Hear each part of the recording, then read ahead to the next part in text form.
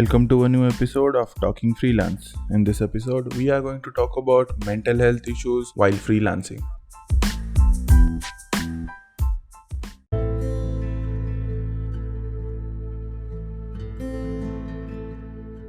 This is going to be a short episode because I don't have a guest this time. But I really do want to talk to you about mental health issues that you are going to face when you're freelancing. So, this is just going to be a collection of my experiences and what I generally do to overcome the mental block that I face when something or other happens, which is bound to happen. It is going to happen in your entire career, and I think you should be ready for that.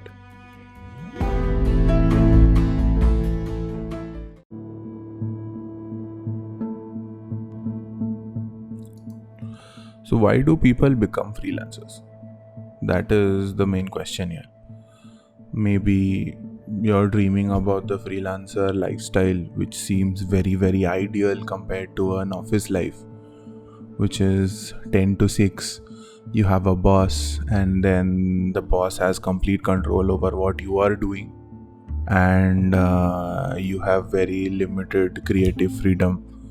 Or maybe it is about the working hours. Like, you don't want to work 10 to 6.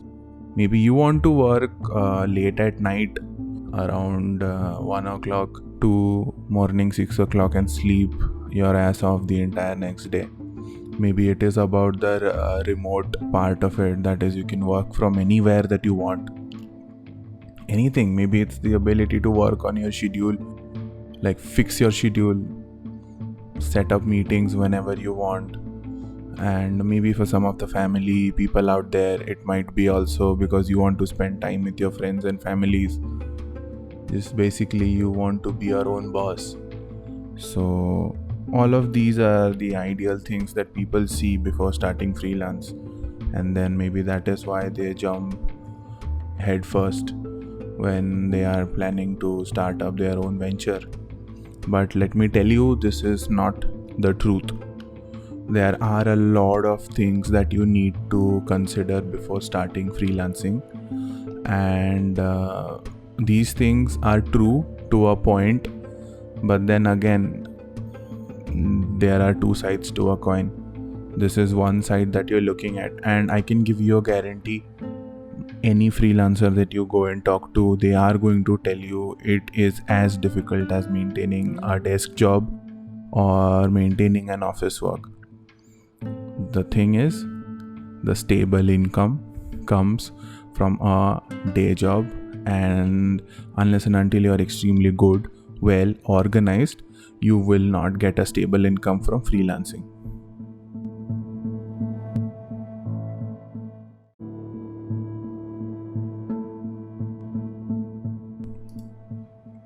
So now that we have established what freelancing is in real life and how you should be serious about it, I would like to tell you a few things that has happened to me in this long time that I've been freelancing from the second year of college.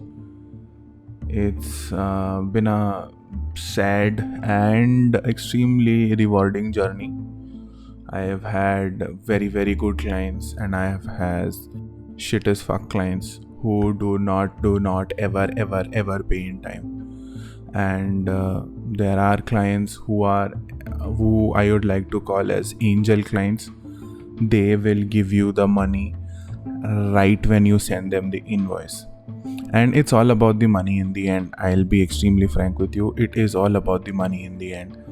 Maybe sometimes when you have enough money in your wallet and then you don't have to worry about your bills, you do it for the personal satisfaction, but it's always about the money. So this was in the year of 2019, I think. I went to meet with a client. It was way before COVID happened. It was early 2019. So I'm sitting here in this client, right across him. He pulls out his computer and turns it around to show me a Pinterest board of all the things that he wants his brand to be, which is extremely nice because he knows what he wants. It's very difficult to get a client who knows what they want. So right this point I was okay, so up to this point there are no red flags. Then he comes up with the words, I want my brand to have a new and refreshing look, but make sure you follow the images and I want something like this. So that is a very, very contradicting statement that he just made. He wants something new and he wants me to follow something which is already been done. This is extremely common in clients and I thought it's cool. I have been giving them good work and maybe I can do it here as well. Suddenly he pulls up another slide and he's like, so this is a logo that we've made and this was from an expensive designer and it was a watermark logo. So you know that the designer's not been paid because you don't send clean logo files to a client before getting the payment. So I see that there are watermarks and I recognize the designer and the designing team. So I'm like, sir, if you have a logo made, why are you asking me to do it again? To which they are just dumbfounded. They are like, because these designers are expensive and what we want you to do is make something like this, but don't make it look obvious that you've taken this from them. And that is when I realized that yes, I was in a meeting where I was not hired for my creativity. I was hired for just copying the logo from somebody else's and tweaking it just enough so that it doesn't look copied. That sucks. And that just makes you think about what your worth is as a designer in their eyes. Because generally here in India, most people, mostly startups, they don't think of designers a lot.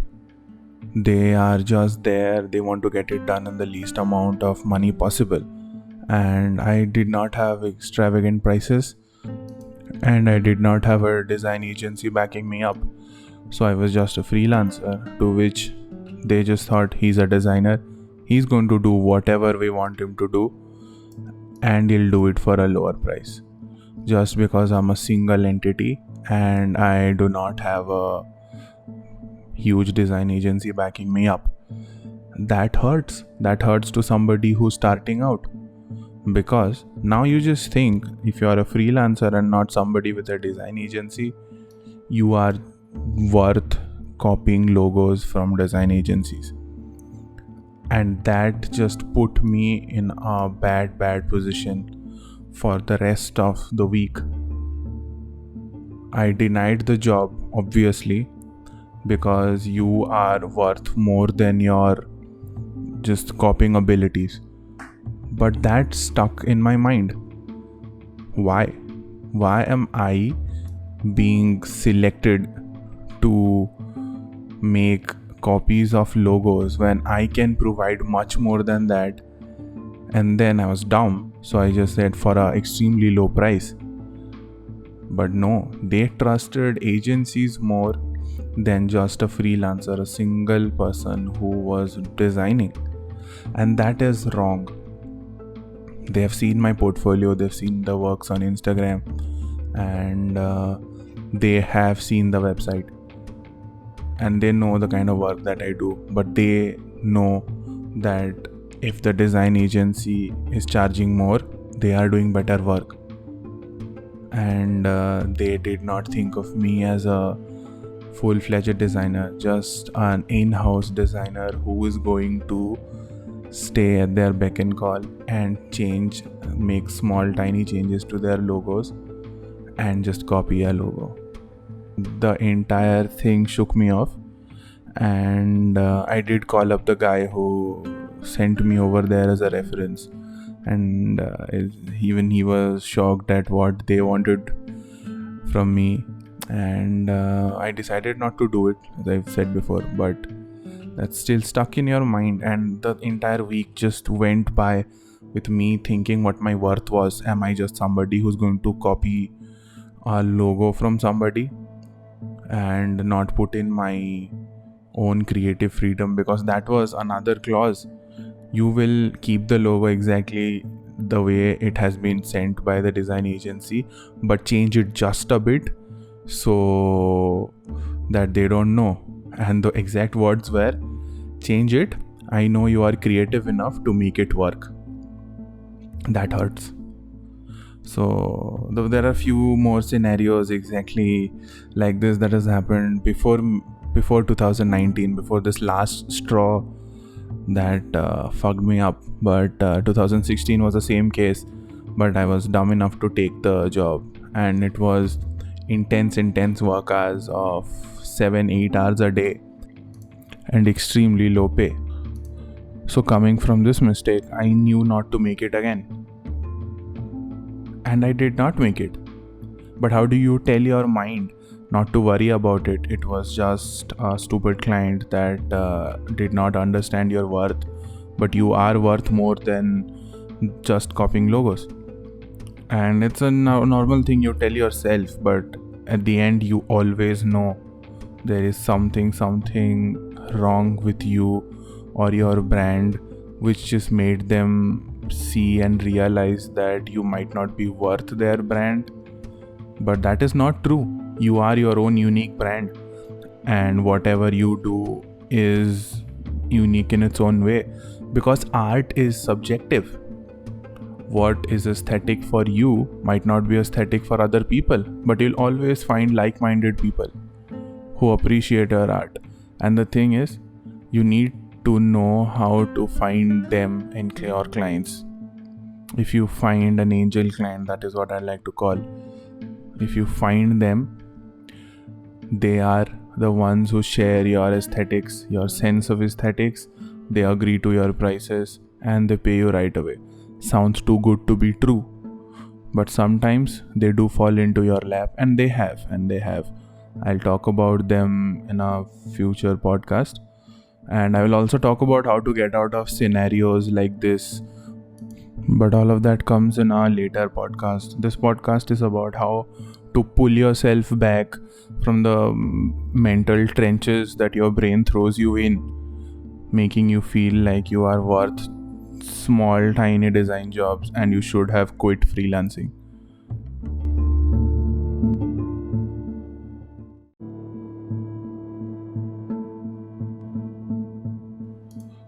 Then there are other scenarios where the client asks you to be in their beck and call 24/7. Just like you don't have a life, you don't have anything else to attend to, and with the amount of sum they are paying you, they own your ass. That causes stress as well. Another scenario, ideal scenario, just fucked. You don't have your own times now. You are just there to please the client. And in your mind, it goes on. If I impress the client now by giving them my 24/7 support, they are maybe going to pay me more. If I charge them more, maybe they'll have a good image of me. While you need to understand that this is not going to happen. They are human beings, and every human being is driven by greed. The more they can have your time for an amount of sum that you are charging them, they will not increase the price. So your mental health is fucked when you do not set boundaries. You do not set a timeline for yourself.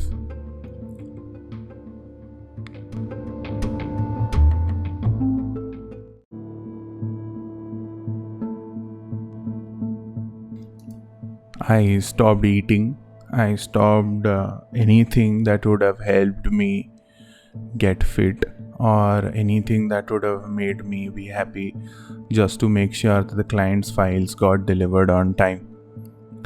And these are the deadlines set by them. They don't know.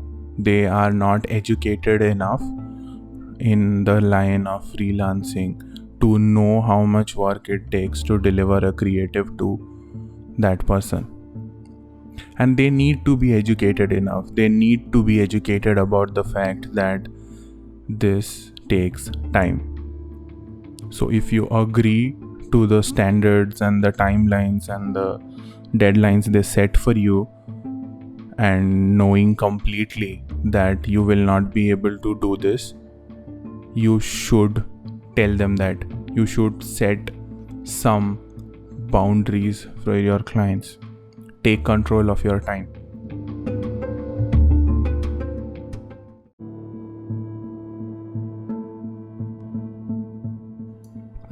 So, to sum it up, I'd like to tell you that it's completely fine if a deal goes bad. It's completely fine if they don't like your work.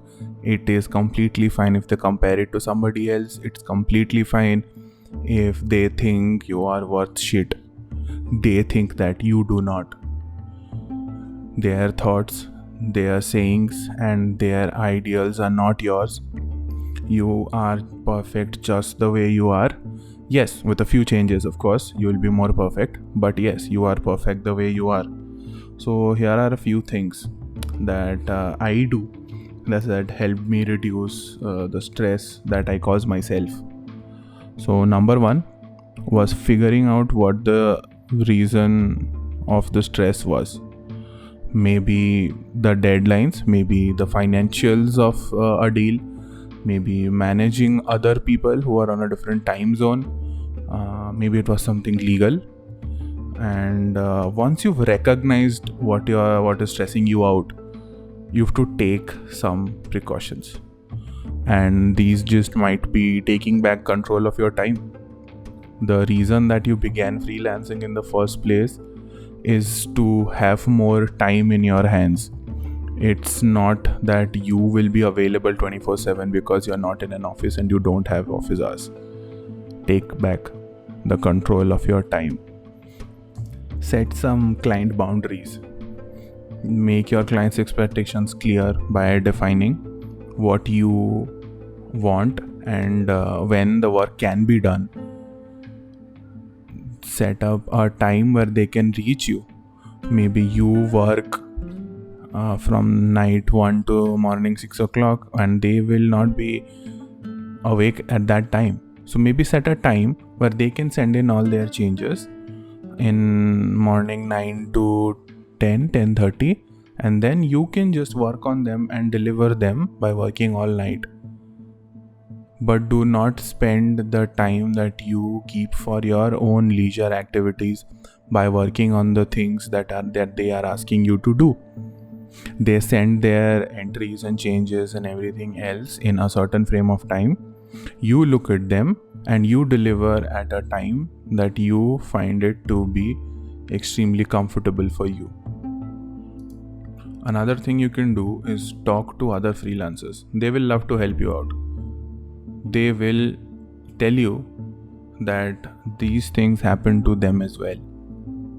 And then you can actually have a peace of mind knowing that you are not alone in this tiring, tedious, and amazing journey that you are on.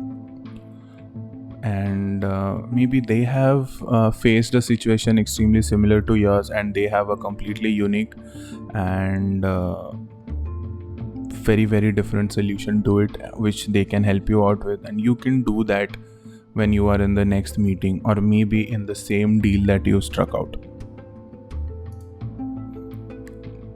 Last thing, take care of yourself. If you are not getting enough sleep, then your sleep cycle's fucked up.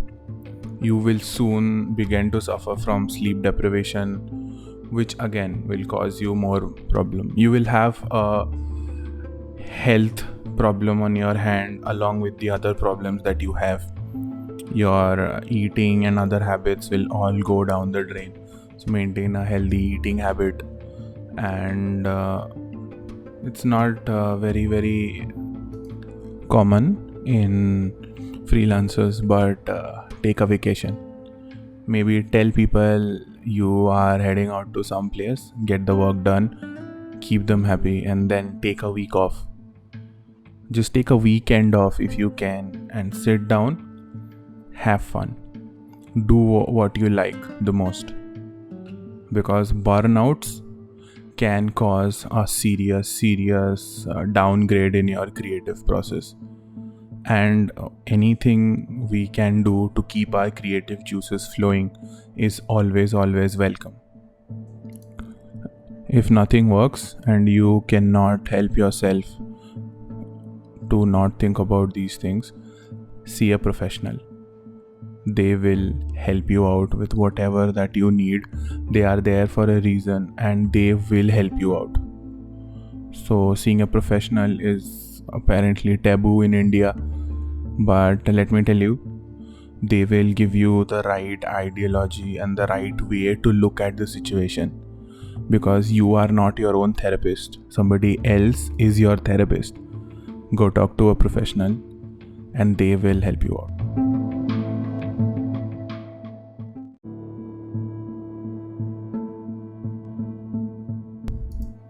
So ultimately, in the end, I'll just like to tell you that I hope you will take some of these things into consideration and maybe work on yourself, because mental health is an extremely serious issue.